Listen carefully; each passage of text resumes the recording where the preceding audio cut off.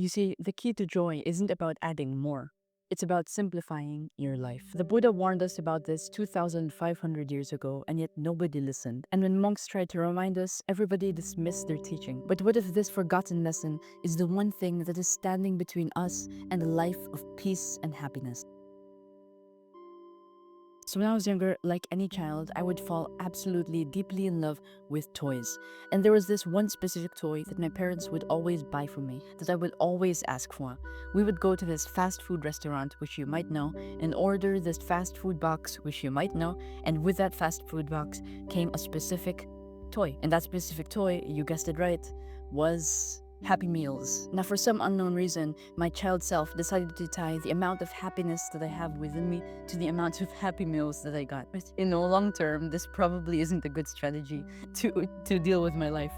It's silly. And whenever I won't get a Happy Meal, I'd throw a temper tantrum. But really, if you think about it, how can you expect these little guys to determine the happiness inside of you? And in our world, it's not just Happy Meals, but it's Ferraris, it's cars, it's bags, it's subscribers, it's likes. In Dhammapada 204, the Buddha says, contentment is the highest wealth. Anything can be taken away from us in an instant. So instead of chasing the horizon and neglecting the view, we learn to pursue the horizon while still appreciating the view in front of us.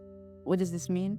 Well, while we are pursuing our dreams, while we are setting a goal that we want to achieve and moving toward that, we want not only to look forward to achieving that goal, but we want to appreciate the journey, to appreciate the process. And in a weird way, some people won't say this, but it's to be content even though your goal is not reached yet. And you might think, how is that possible? Well, there's always a way. The Buddha was content and he still kept teaching his students. And one might think contentment is weak. Contentment breeds stagnation. But if you think about it, how can we not afford to be content if in a few seconds we might die? Like, really think about it. We don't know when we will pass away. We don't know when everything can be taken away from us, when our job can be taken away, when our family can be taken away with in a snap of a finger. But if we're content, we can find joy in the little things. We can find joy while we achieve our dreams. And so right now, try to find joy in one mundane thing and just smile and be content with it as if it's the last thing that you'll ever see that thing or hear that thing or be with that thing ever again. This is why I love brushing my teeth. I'm so content whenever I brush my teeth. I love eating meals. I'm so present whenever I eat each meal. I could smell the aroma of the food comes inside my nose, taste the food, the bitterness or the sourness, or oh my, there's so many mosquitoes here. Give me a soup. Or this moment when there's so many mosquitoes right here. I can feel the mundaneness of this experience, but I can also feel the contentment that can arise out of this. And it can also be taking a shower.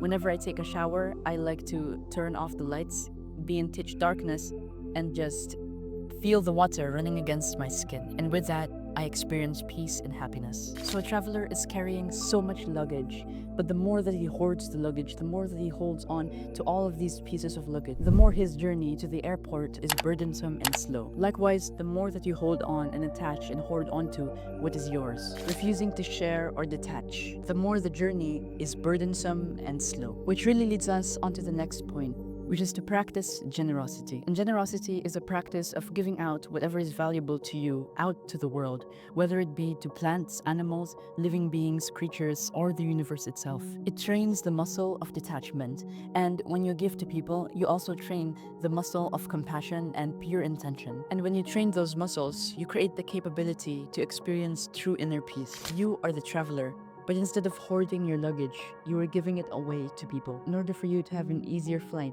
to the airport. The Buddha teaches that the generous person experiences joy in the giving, joy in the act, joy afterwards. It says, those who rejoice in such deeds or who provide other service do not miss out on the offering. They too partake of the merit. The 14th Dalai Lama says, for true happiness to come about, we need a calm mind. And such peace of mind is only brought about by compassionate attitude. So looking at what Dalai Lama says as compassionate attitude, we can see that this attitude, this intention, is the most important when considering the practice of generosity. And pure intention, according to the Buddha, is having a mind that is free from attachment or expectation, meaning that you don't expect the other person to give you what you want back whenever you give something kind to someone. You don't expect them to return the favor. You, while you are giving something to somebody, you don't expect anything but you also have a loving mind and a compassionate attitude toward them. You have respect for the person who you are giving it to, or the living being, or whatever. And second, start small. Even if you don't give at all in the beginning, but you just keep a good intention, that is fine. In fact, even if it's only pure intention at the start, that's really what matters the most. Buddha says in the Anguttara Nikaya, I tell you, even if a person throws the rinsings of a bowl or a cup into a village pool or pond, thinking, may whatever animals live here feed on this, that would be a source of merit. Now, the next step is one of the most important steps, but it is also one of the most neglected. So last night, I was speaking to my parents on the dinner table, and we got into this unnecessary, heated debate. I was extremely angry. And, we were talking about just an unnecessary world problems that meant nothing to us at all. And after this debate, I felt really shameful, and I felt really angry at myself because I knew that this wasn't the right thing to do, that I shouldn't be debating about these unnecessary world topics, that I shouldn't be letting my emotions lash out like this. And it was honestly one of the most angry that I've been in a while. And if I'm going to be honest with you, I even had a literal mental breakdown. I went to the bathroom, I grabbed some tissue paper, I grabbed some papers, I grabbed some stuff, and I started to flush it down the toilet like an absolute maniac. But I'm not going to hide this from you because I'm authentic, I'm real, and I don't want to cover up my flaws. And one of the reasons why this happened in the first place was because my mind is complicated. And so the third step of this video is to embrace mindfulness and simplicity. I had to learn how to simplify my complicated mind, because life isn't about thinking, life isn't about debating, life isn't about whether or not this person won the election. Life is about just living as it is right now. Whatever life wants to present to you, that's what you live. That's the experience that it wants to share with you. Ouch, I'm getting bitten by mosquitoes. And I'm still learning this lesson. I'm still learning that life is just this moment. But the important thing for me is to be humble and to just keep on trying. I will fail and I will fail and I will fail and I will fail again. But if I keep on trying, then I know that I have a chance of succeeding, and I know that I will succeed at this. Whenever I would speak about something useless, I have this friend named Mecca, and he would say to me, I don't really care, or it doesn't really bother me. And a lot of the time I would find it kind of offensive because I'm speaking about something and he says, I don't care, but looking deeply at it, that's actually quite a good thing for a friend to do, because it made me a lot of the time think, and it made me look deeply into myself and listen at what I was saying. And it made me simplify my mind. Maybe I'm talking about Donald Trump, maybe I'm talking about this election or a drama from China. When my friend says that to me, when my friend gives me the reminder to simplify my mind by saying I don't care or I don't really bother, then I can look deeply and I can look at what I just said. And it really helps to have reminders. I used to have a bell on this app called Plum Village ring every 15 minutes that would remind me to breathe in and to breathe out and to simplify my mind, to just drop all the views and opinions and beliefs in the charged political ideologies that I have in the moment, and to just be with the real life, the present moment that is right now, by being with the breathing. Although I accidentally disabled it, and I'll probably re-enable it again because it was so much help. So breathe in, breathe out.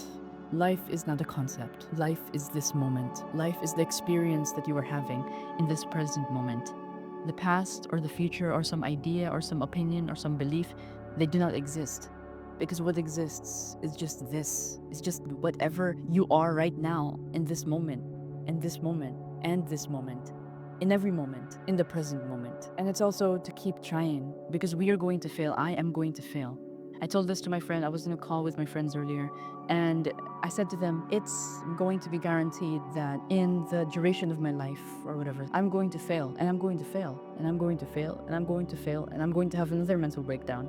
It's inevitable, and that's okay. Fell, I'll fall again, but I'll get up the horse, and I'll get back up, and I'll keep moving. But the main point is to just keep trying, to never quit the path, and to just keep walking the path one step at a time. So that's how simplifying life brings joy. But there's something that I didn't tell you. Everything that you just learned will be better put into action if you know how to live fully. Click on this video if you want to learn how to live fully, just like the Dalai Lama. As always, live in the now, because tomorrow may never come. Bye-bye.